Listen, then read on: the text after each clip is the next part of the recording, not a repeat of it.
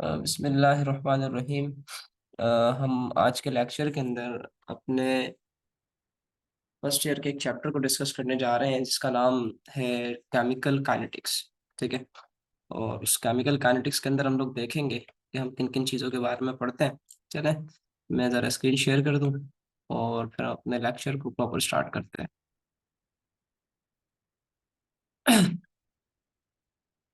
चलें भाई, screen share हो गई।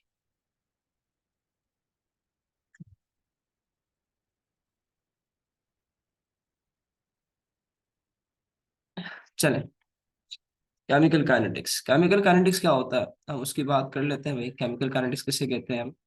केमिकल काइनेटिक्स के अंदर हम लोगों ने लास्ट टाइम बात की थी, आपको याद होगा कि मैंने कहा था, सॉरी अभी हमने स्टार्ट किया, लास्ट टाइम कह रहा हूँ, इंटरनेट नहीं चल रहा था उस टाइम पर। मैंने आपसे एक बात बताई थी आपको कि काइनेटिक्स दरअसल हम किसे कहते हैं। काइनेटिक्स ऐसे फैक्टर को कहते हैं हम केमिस्ट्री या साइंस की लैंग्वेज के अंदर, जो चीज़ मोशन के अंदर होती है। किसके अंदर होती है? मोशन में होती है। तो वो चीज़ जो मोशन में है, ठीक है, और कंटिन्यूसली मूव कर रही है, कोई भी बॉडी है वो मूव कर रही है, ठीक है, तो वो बेसिकली एक काइनेटिक बॉडी कहलाती है। ठीक है। यानी वो काइनेटिक जो है ना, या काइनेटिक एनर्जी भी आप कह सकते हो कि उसके अंदर मौजूद होती है।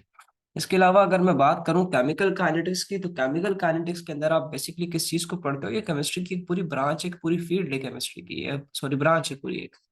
आप इस केमिकल काइनेटिक्स के अंदर बेसिकली स्टडी करते हो कि हमारे पास केमिकल रिएक्शन, जो भी केमिकल रिएक्शन हो रहे हैं, वो किस तरीके से, किस स्पीड के साथ, किस रफ्तार के साथ, किस वेलोसिटी के साथ जो है वो अपने उस रिएक्शन को कंप्लीट हो रहे हैं। ठीक है। तो ये बेसिकली कहलाता है केमिकल काइनेटिक्स कहलाता है। इसी को हम क्या नाम देते हैं? केमिकल काइनेटिक्स का नाम देते हैं। ठीक है। तो बेसिकली केमिकल काइनेटिक्स इसी चीज का नाम है कि हम किस चीज को स्टडी कर रहे होते हैं इसके अंदर हम इसमें स्टडी करते हैं रेट को। इस चीज को स्टडी करते हैं, रेट को स्टडी करते हैं। सही है। रेट का क्या मतलब होता है केमिस्ट्री में? रेट हम लोग कहते हैं कि किसी भी चीज की जो स्पीड होती है बेसिकली वो क्या कहलाती है बेटा? वो रेट कहलाती है। क्या कहलाती है? रेट कहलाती है। ये बात याद रखिएगा। ठीक है। तो इस रेट ऑफ केमिकल रिएक्शन के बारे में पढ़ना, केमिकल रिएक्शन की स्पीड के बारे में पढ़ना कि केमिकल रिएक्शन कितनी स्पीड में जो है वो कंप्लीट हो रहा है, कितनी स्पीड वो पोजेस कर रहा है, उसके उसमें कितनी स्पीड मौजूद है उस रिएक्शन को कंप्लीट, जब वो हो रहा है तो उसमें कितनी स्पीड के साथ वो रिएक्शन कंप्लीट हो रहा है। ये बेसिकली हम इसको कहाँ पर पढ़ते हैं? केमिकल काइनेटिक्स के अंदर पढ़ते हैं। एक आपको यहाँ पर एग्जाम्पल एक दी हुई है इन्होंने, फॉर सपोज के एग्जाम्पल ये देख लो आप, कि आप, ये हमारे पास कन्वर्ट हो रहे हैं और इथेन बना रहे हैं, और किस स्पीड के साथ ये हमारे पास एक नया केमिकल बनाएंगे, इथेन बनाएंगे। ठीक है। तो ये बेसिकली, ये आपके पास जो इसका कन्वर्जन है और स्पीड के साथ कन्वर्जन जो है, इसको हम लोग कहाँ पर पढ़ते हैं? बेसिकली केमिकल काइनेटिक्स के अंदर स्टडी करते हैं। ठीक है। अच्छा, इसके अलावा अगर हम लोग बात करें,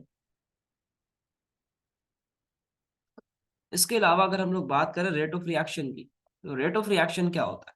रेट ऑफ रिएक्शन की अगर हम लोग बात करें, तो रेट ऑफ रिएक्शन दरअसल हम लोग ये बात करते हैं कि हमारे पास किसी भी रिएक्शन की जो भी रफ्तार होगी वो रेट ऑफ रिएक्शन कहलाएगी।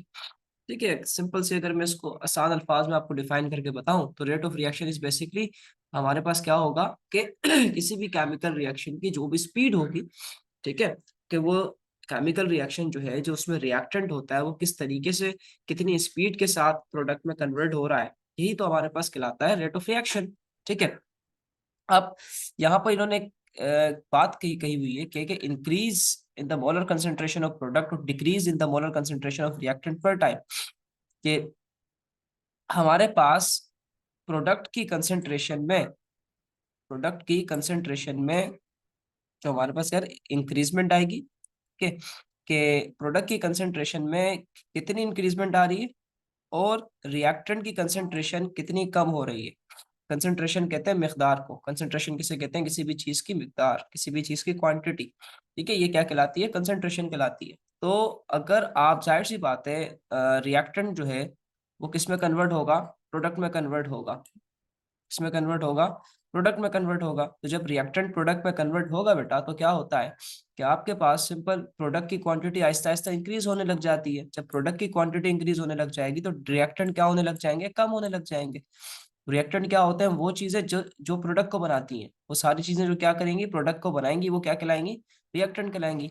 जाहिर सी बात है, तो अब अगर मेरे पास रिएक्टेंट में कमी आ रही है, इसका मतलब ये है कि मेरे पास मेरा प्रोडक्ट बन रहा है।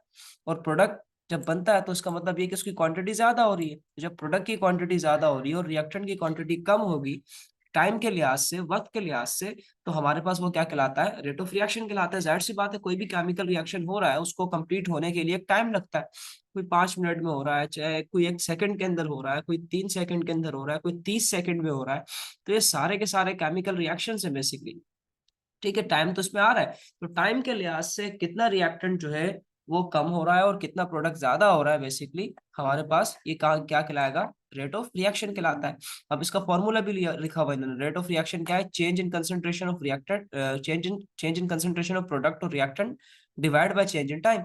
यानी R rate is equal to delta X upon delta T, ये इसका फॉर्मूला है, ये अपने जहन में रख देना। ठीक है, इसकी एसआई यूनिट होती है मोल पर डीएम क्यूब पर सेकंड।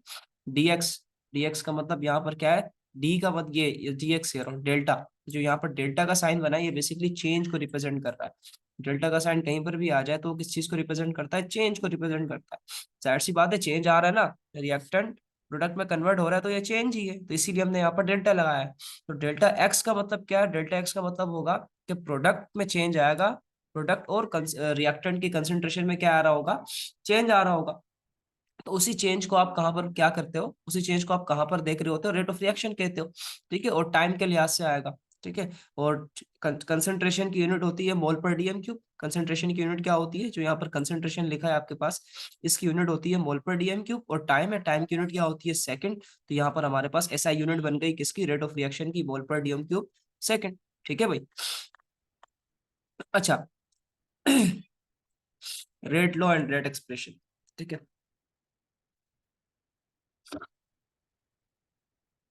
रेट लॉ क्या होती है, रेट एक्सप्रेशन किसे कहते हैं, वो भी हम लोग देखते हैं, वन बाय वन हम समझते हैं। ठीक है।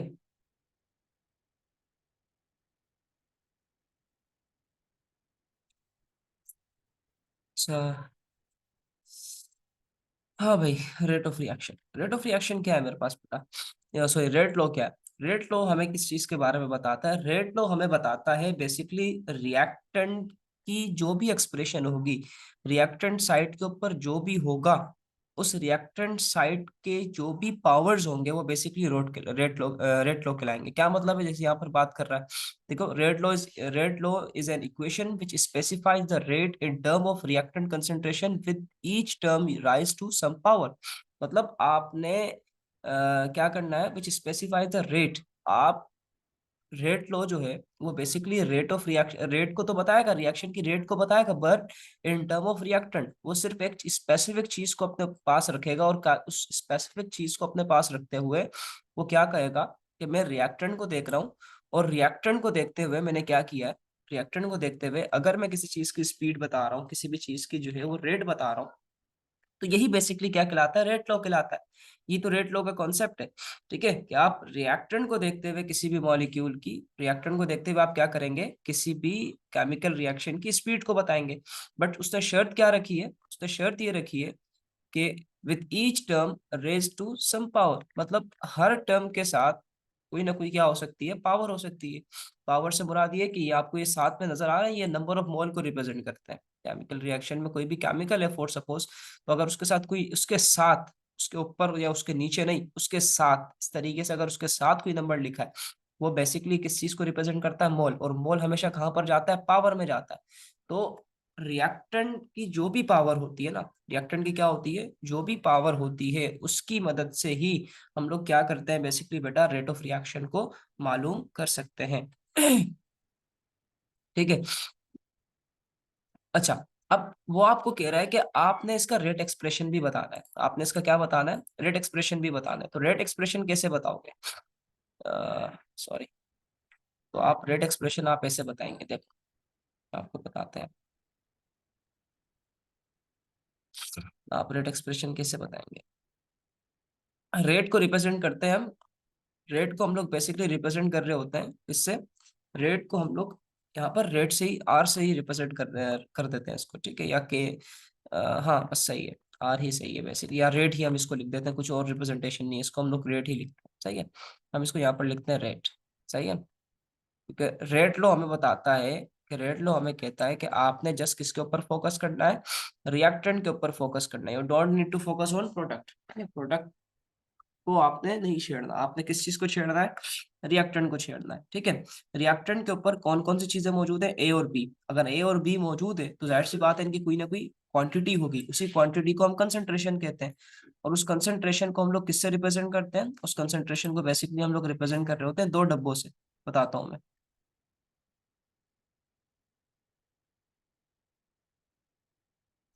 ठीक है।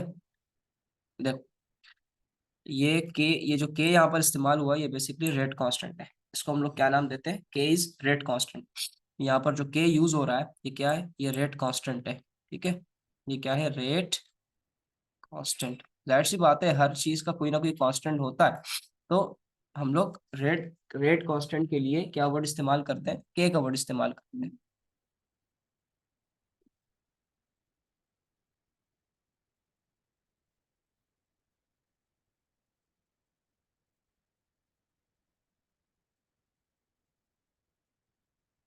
सही है। अच्छा, R rate is equal to K, ठीक है। अब आपके पास ए और बी है तो उसकी कोई ना कोई कंसंट्रेशन यानी कोई ना कोई क्वांटिटी होगी, तो उस क्वांटिटी को हम लोग रिप्रेजेंट करते हैं इन दो डब्बों से। ये दो डब्बे बेसिकली किस चीज के लिए होते हैं, ये रिप्रेजेंट करने के लिए होते हैं कि हमारे पास किसी भी केमिकल रिएक्शन के अंदर किसी भी चीज की क्वांटिटी या कंसंट्रेशन कितनी है, ठीक है। अब आपने लिखा यहाँ पर ए, इस डब्बे पे लिखा ए, और इस डब्बे में क्या लिखा बी। अब आप ये चेक करेंगे क्या इनके साथ कोई चीज लिखी हुई है, कोई नंबर मौजूद है, कोई कांस्टेंट मौजूद है, तो यस, एक तरफ एक्स है और एक तरफ क्या है, वाई, फॉर सपोज ये नंबर्स है कोई, ठीक है, तो अगर ये यहाँ पर कोई नंबर्स हो या कुछ भी हो इसके साथ, तो हमेशा कहाँ पर जाएंगे, पावर में, तो ए के साथ कौन सा है, क्या लगा हुआ है, एक्स, तो मैंने इसको इस ए के साथ पावर में भेज दिया। बी के साथ क्या लगा हुआ है, वाई, तो मैंने बी के साथ इसको कहाँ पर भेज दिया, पावर में भेज दिया, ठीक है। सही है, ये हमारे पास क्या कहलाता है, यही तो हमारे पास कहलाता है रेट लॉ और रेट एक्सप्रेशन। इसी को हम लोग क्या नाम देते हैं, रेट एक्सप्रेशन का नाम देते हैं, याद रखना, इसके आगे न्यूमेरिकल आएंगे वो आपको करने पड़ेंगे सॉल्व, ठीक है। ये हमारे पास क्या कहलाता है, रेट एक्सप्रेशन या फिर रेट लॉ कहलाता है। चलो ये इसका क्वेश्चन है, और इस क्वेश्चन में वो आपको क्या कह रहा है, क्वेश्चन में कह रहा है आपको कि nitrogen dioxide is an air pollutant gas, the rate of the decomposition of NO2 is shown in the following equation. ठीक है, नाइट्रोजन डाइऑक्साइड है मेरे पास, एक ये पोल्यूटेंट गैस है, ठीक है, गंदी गैस है जो हमारे एयर को जो है वो पोल्यूट कर रही है। The rate of the decomposition of NO2 is shown in the following। अब decomposition NO2 की decomposition हम लोग करवा रहे हैं, यानी NO2 को तोड़ रहे हैं। तो एक एक्सपेरिमेंट के अंदर हमने देखा कि in an experiment the initial concentration of NO2 was found to be, initial concentration आपको कितनी दे रहा है, इसकी इनिशियल कंसंट्रेशन आपको दे रहा है NO2 की, ठीक है। NO2 की आपको इनिशियल कंसंट्रेशन कितनी दे रहा है, 0.35 मोल पर DM cube. What was the initial rate of this reaction if the rate constant at experimental temperature was 1.8 exponent की पावर 3 मोल पर DM क्यूब सेकंड। अब आपको रेट कांस्टेंट भी दे रहा है, आपको रेट कांस्टेंट की वैल्यू दे रहा है, यानी के आपको दे रहा है, और आपको NO2 की कंसंट्रेशन दे रहा है। आपने रिएक्टेंट साइड को ही देखना है, आपने नहीं जाना किसी और तरफ, आपने इस साइड को नहीं देखना, आपने इस साइड को देखना है, क्योंकि रेट लॉ के मुताबिक आपके लिए सबसे काम की चीज कौन सी है, रिएक्टेंट साइड है, तो आपने रिएक्टेंट साइड को ही फोकस करना है, ठीक है। और रिएक्टेंट साइड को फोकस करते हुए आपने क्या निकालना है, आपने फाइंड आउट करना है, बेसिकली क्या, आपने फाइंड आउट करना है रेट, इनिशियल रेट, ठीक है। वो कह भी रहा है यहाँ पर, what was the initial rate of this reaction, आपसे इनिशियल रेट पूछ रहा है, यानी आपसे रिएक्शन की रफ्तार पूछ रहा है, रेट आपसे सीधे सीधे आपसे पूछ रहा है वो। तो चले इसको प्रॉपर यहाँ पर मैं आपको सॉल्व करके भी दिखा देता हूँ। फॉर सपोज मैं पहले यहाँ पर डेटा बना रहा हूँ, ठीक है भाई, यहीं पे मैं डेटा बना रहा हूँ, सही है। सबसे पहले हम लोग लिखते हैं, कंसेंट्रेशन का डब्बा बनाया और इसमें लिखा NO2। तो NO2 की वैल्यू कितनी दे रहा है, 0.35 मोल पर DM क्यूब, सही है। मैं मार्कर चेंज कर लेता हूँ। ठीक है भाई, और आपको के की वैल्यू के की वैल्यू जो है वो आपको चेंज देगा, चेंज करता रहेगा, कोई कांस्टेंट नहीं होती इसमें, ठीक है। के की वैल्यू इक्वेशन के मुताबिक क्वेश्चन को देखते हुए वो क्या करता रहता है, के की वैल्यू चेंज करता है कभी कभार। अब यहाँ पर के की वैल्यू 1.8 दे रहा है, हो सकता है किसी और सवाल में चेंज करके दे दे, आई थिंक। मोल पर डीएम क्यूब सेकेंड, सही है। अब आपने फाइंड आउट क्या करना है, you need to find out, solution करते हैं। तो आपको फाइंड आउट करना है बेसिकली, आपने फाइंड आउट क्या करना है, आपने फाइंड आउट करना है रेट। आपने क्या फाइंड आउट करना है भाई, आपने रेट फाइंड आउट करना है, ठीक है। सॉल्यूशन करते हैं, यहीं पे मैं साइड पे सॉल्यूशन कर रहा हूँ इसका। फॉर्मूला लगा दो भाई, फॉर्मूला क्या है कि रेट इज इक्वल टू, सबसे पहले आएगा के, फिर आपने केमिकल ये जो इक्वेशन है इसको देखना है। इस साइड पे क्या मौजूद है, सिर्फ NO2 मौजूद है, तो आपने कंसंट्रेशन की का डब्बा बनाया, यहाँ लिखा NO2, सही है। NO2 लिखा, सबसे पहले आपने एक्सप्रेशन लिखनी है, ठीक है। आपने आपने देखना है कि NO2 के साथ, ये देखो इसके नीचे वाला मैंने इसके नीचे ही लिखा है 2, NO2 के साथ कोई नंबर है, हाँ है, ये 2 है, तो ये हमेशा कहाँ पर चले जाएगा, पावर में चले जाएगा। अब आपने क्या रखनी है भाई, के की वैल्यू रखनी है। के की वैल्यू क्या है आपके पास, 1.8 एक्सपोनेंट की पावर 3, सही है। 1.8 एक्सपोनेंट की पावर 3। NO2 कितना दे रहा है आपको, 0.35, और उसके ऊपर पावर आ जाएगी 2। सबसे पहले आपने क्या करना है, 0.35 का स्क्वायर निकालना है, ठीक है। 0.35 का क्या करेंगे आप, स्क्वायर निकालेंगे, और स्क्वायर निकालने के बाद जो भी आंसर आएगा उसको आप 1.8 एक्सपोनेंट की पावर 3 के साथ मल्टीप्लाई करवाएंगे, तो आपके पास आपका आंसर आ जाएगा 2.2 एक्सपोनेंट की पावर 2 मोल पर डीएम क्यूब सेकेंड, ठीक है। अब यूनिट इसकी कैसे बनाओगे, रेट की यूनिट बनाना सबसे बड़ा काम, ठीक है। रेट की यूनिट बनाना जो है वो बहुत बड़ा काम है, तो आओ रेट की यूनिट भी हम लोग बनाना देख लेते हैं कि रेट की बेसिकली यूनिट किस तरीके से बनती है। तो देखो भाई, तुम्हारे पास दो चीजें थी, तुम्हारे पास क्या है, एक के है, एक क्या है आपके पास, के है, और दूसरा आपके पास ये कंसंट्रेशन है। के की यूनिट क्या होती है, मोल पर डीएम क्यूब सेकेंड, सही है। वेट, थोड़ा सा अजान हो रही है, ठीक है।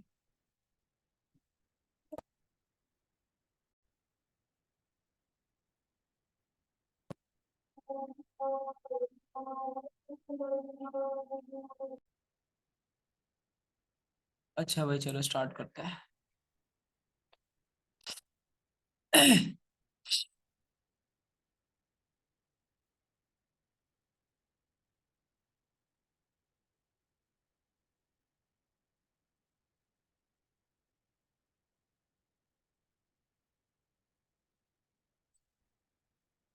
अच्छा देखो, अब यहाँ पर हमने क्या कहा था कि बेसिकली रेट की इधर ऊपर हमने इक्वेशन बनाई थी, और ऐसा यूनिट भी हमने इसकी बनाई थी यहाँ पर, आपको याद होगा, ठीक है। यहाँ हमने इसकी यूनिट बनाई थी, रेट ऑफ रिएक्शन की ऐसा यूनिट बनाई थी, आपने देखा होगा। तो यहाँ पर देखो, हमने रेट ऑफ रिएक्शन की ऐसा यूनिट क्या बनाई थी, मोल पर डीएम क्यूब सेकेंड, ठीक है। तो फिर हमारे पास यहाँ पर भी जो रेट का जो बेसिकली बनेगा, जो इक्वेशन बनेगी, सॉरी यूनिट बनेगी, वो क्या बनेगी, मोल पर डीएम क्यूब सेकेंड, ठीक है। ये भी क्वेश्चन हमारे पास हो गया। अगला हमारे पास है ऑर्डर ऑफ रिएक्शन।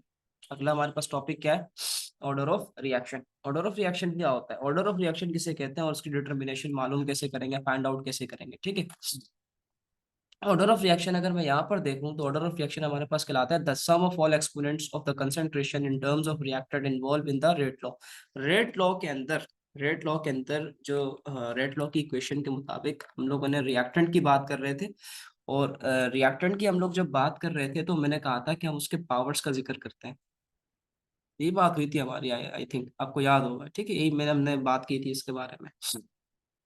तो अब ऑर्डर ऑफ रिएक्शन के अंदर बेसिकली होता क्या है, तो ऑर्डर ऑफ रिएक्शन के अंदर बेसिकली ये होता है कि आप जो है एक्सपोनेंट तो समझते हो, एक्सपोनेंट्स का मतलब होता है पावर। जो रिएक्टेंट्स की जो पावर थी ना बेसिकली बेटा, जो रिएक्टेंट की जो पावर थी, अगर हम उन पावर्स को आपस में सम अप कर दें, यानी प्लस कर दें, तो जो भी आंसर आएगा वो बेसिकली रिएक्शन का ऑर्डर शो करेगा। रिएक्शन का क्या शो करेगा, ऑर्डर शो करेगा। ऑर्डर तरतीब कोई कहते हैं, ठीक है। आपके पास कितने किस्म के, दोबारा समझा देता हूँ मैं एक दफा, कि फॉर सपोज मेरे पास एक रिएक्शन है A प्लस बी, ये जस्ट जनरल इक्वेशन समझा रहा हूँ मैं एग्जाम्पल के तौर पे, ठीक है। अभी जब इसके प्रॉपर न्यूमेरिकल करेंगे ना तो फिर उसको देखना। A plus B is equal to C, ठीक है। तो ए की कंसेंट्रेशन और बी की कंसेंट्रेशन, सही है, लिखा मैंने। जाहिर सी बात है, रेट लॉ किसके ऊपर डिपेंड करता है, रिएक्टेंट के ऊपर डिपेंड करता है, सही है। ये आपके काम का ही नहीं है फिलहाल के लिए, रेट लॉ के मुताबिक, ठीक है। आप अब आपने क्या करना है, ऑर्डर ऑफ रिएक्शन अगर आपने निकालना है तो आप कैसे निकालेंगे, आप इनके पावर्स को देखेंगे, भाई ये इनकी पावर क्या है, जहां पर कुछ नहीं होता वहां पर पावर क्या होती है, वन। जहां पर कुछ नहीं होता वहां पर पावर क्या होती है, वन।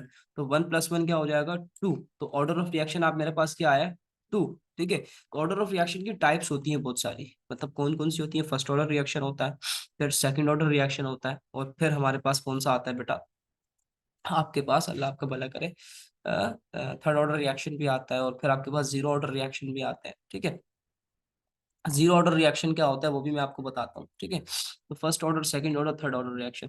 फर्स्ट ऑर्डर रिएक्शन का मतलब क्या है कि अगर रिएक्टेंट की मैक्सिमम पावर, रिएक्टेंट साइड के ऊपर अगर मैक्सिमम पावर वन आ रही है, मतलब पूरी की पूरी मैक्सिमम पावर क्या है, वन है, तो आपके पास जो भी ऑर्डर ऑफ रिएक्शन होगा वो फर्स्ट ऑर्डर होगा। तो क्या होगा, फर्स्ट ऑर्डर होगा, फर्स्ट ऑर्डर रिएक्शन हो, क्या होगा बेटा, फर्स्ट ऑर्डर रिएक्शन होगा, सही है। और अगर रिएक्टेंट की मैक्सिमम पावर जो है प्लस करने के बाद आपके पास टू आ रही है, क्या आ रही है, टू आ रही है, तो वो बेसिकली क्या होता है, वो बेसिकली क्या होता है, सेकेंड ऑर्डर रिएक्शन होता है। क्या होता है, सेकेंड ऑर्डर रिएक्शन, ठीक है। यहाँ लिख देता हूँ मैं थोड़ा सा आगे करके, ये सेकेंड ऑर्डर, सही है। अगर मैक्सिमम पावर जैसे यहाँ पर है, अब इसकी यहाँ पर जो मैंने आपको रिएक्शन दिखाया है, यहाँ पर मैक्सिमम पावर क्या आ रही है, यहाँ पर मैक्सिमम पावर आई टू, तो इसका मतलब ये रिएक्शन कौन सा है, सेकंड ऑर्डर रिएक्शन है। तो अगर मैं थ्री आ रहा है मैक्सिमम पावर उसकी, तो रिएक्शन कैसा होगा, थर्ड ऑर्डर होगा, कैसा होगा, थर्ड ऑर्डर रिएक्शन होगा, ठीक है। फिर बट एक और भी आता है, उसको हम लोग नाम देते हैं जीरो ऑर्डर रिएक्शन का, क्या नाम देते हैं, जीरो ऑर्डर रिएक्शन। वो सारे के सारे केमिकल रिएक्शन जो सनलाइट या अल्ट्रावायलेट रेडिएशंस की प्रेजेंस में हो रहे हैं, वो सारे के सारे वो सारे के सारे केमिकल रिएक्शंस जो किसकी प्रेजेंस में हो रहे हैं, in the presence of sunlight और अल्ट्रावायलेट लाइट, सनलाइट की प्रेजेंस में हो रहे हो या फिर क्या हो रहे हो बेटा, आपके पास अल्ट्रावायलेट रेडिएशन की उसमें अल्ट्रावायलेट रेडिएशन की प्रेजेंस में हो रहा हो। खासकर हम लोग जीरो ऑर्डर रिएक्शन में सनलाइट का ही यूज करते हैं, कि वो सारे रिएक्शन जो किसकी प्रेजेंस में हो रहे हैं, सनलाइट की प्रेजेंस के अंदर हो रहे हैं, उन सारे रिएक्शंस को हम लोग क्या नाम देते हैं, जीरो ऑर्डर रिएक्शंस का नाम देते हैं। वो आपको अगर पेपर में कहीं पर ऐसा सवाल दे दे जिसमें वो कहे कि ये एक रिएक्शन है और ये रिएक्शन सनलाइट की प्रेजेंस में हो रहा है, तो अपना दिमाग लगाने की ज्यादा जरूरत नहीं है।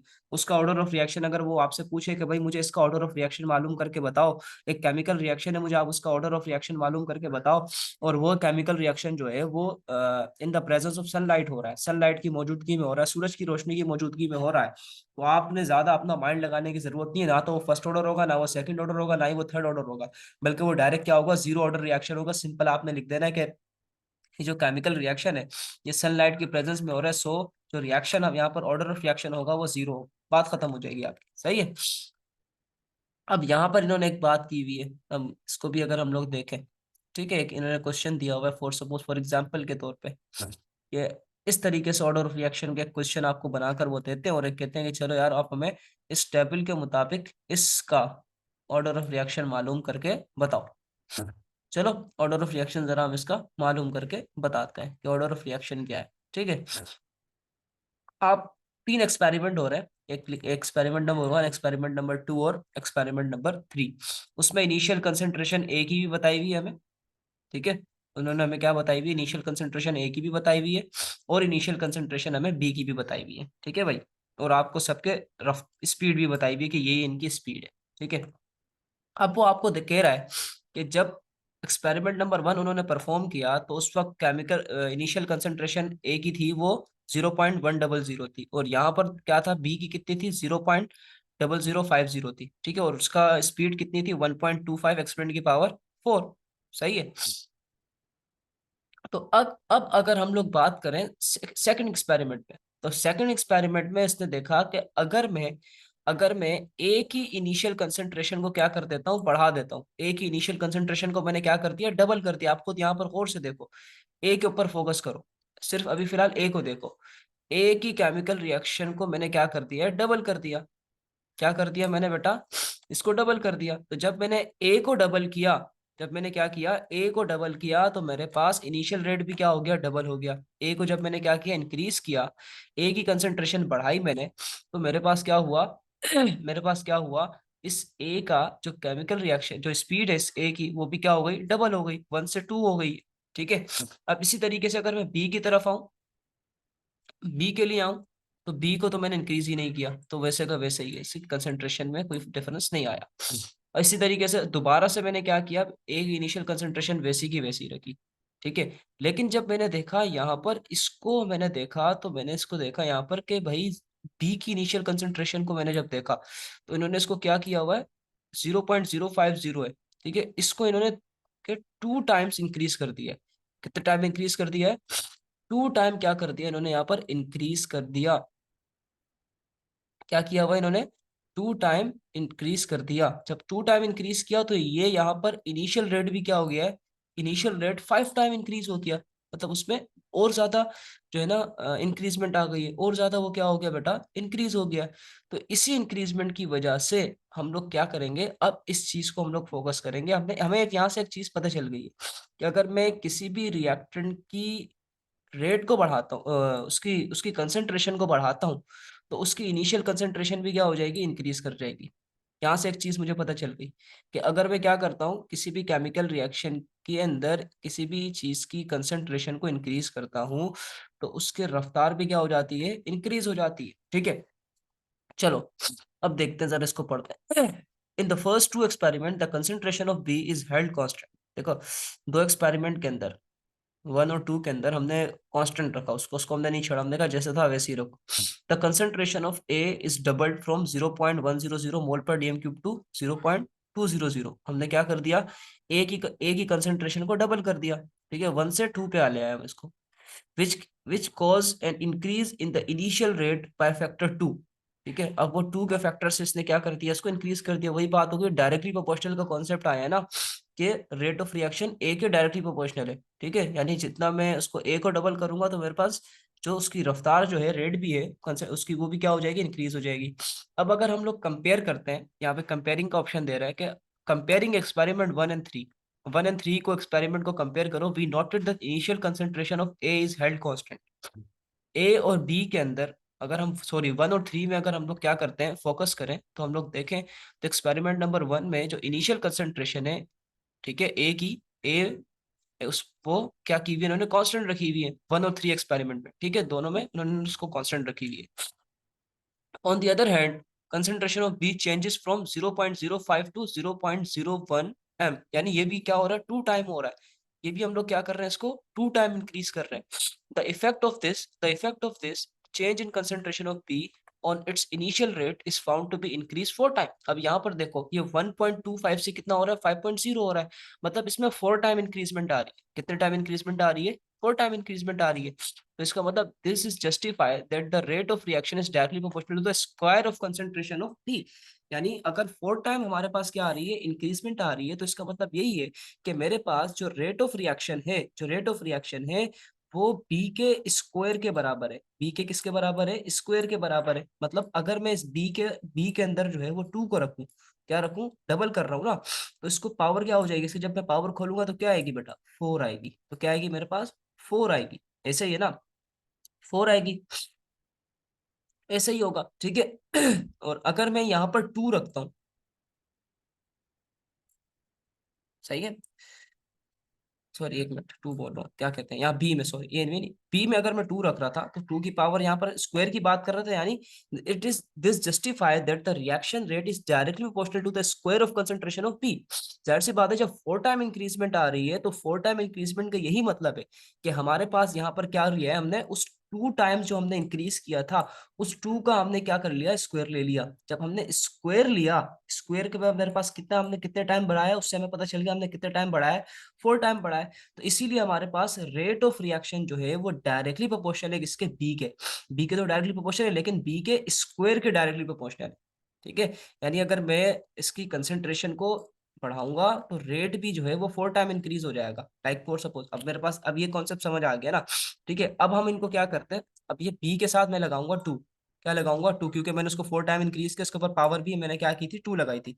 तो अब ए मेरे पास क्या है, 1, और बी मेरे पास क्या है, 2। तो दोनों को मैंने पहले इक्वेशन के अंदर लेकर आया, उसको रेट एक्सप्रेशन के अंदर लेकर आया, और एक्सप्रेशन में लाने के बाद मैंने क्या किया, उन दोनों को आपस में प्लस कर दिया। तो 1 + 2 क्या हो गया मेरे पास, बटा 3। तो ऑर्डर ऑफ रिएक्शन मेरे पास क्या है, थर्ड ऑर्डर रिएक्शन। ये भी क्वेश्चन तुम्हारे पास है, ये देख लो, एग्जाम्पल नंबर 9.2। तो अगर इसका स्क्रीनशॉट लेना है तो ले लो, और मुझे क्वेश्चन जो है वो सॉल्व करके इसका कमेंट सेक्शन में आप लोग मुझे इसका आंसर बताएंगे। ठीक है। उसके बाद हमारे पास कौन से टॉपिक है, बाकी इंशाल्लाह चलो फिर जो हमारे पास रह गया है वो हम नेक्स्ट लेक्चर के अंदर इंशाल्लाह उसको कवर अप कर लेंगे। ठीक है बेटा।